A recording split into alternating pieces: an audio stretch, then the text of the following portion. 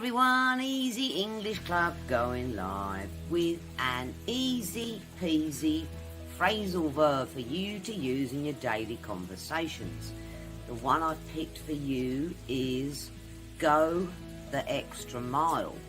Go the extra mile. Maybe you guys can guess what this means. Leave a comment. I'll get back to you. Alright, go the extra mile. It means we need to do more than is expected, as in we go the extra mile. Example sentence: we need to go the extra mile with these two clients. We need to go the extra mile with these two clients.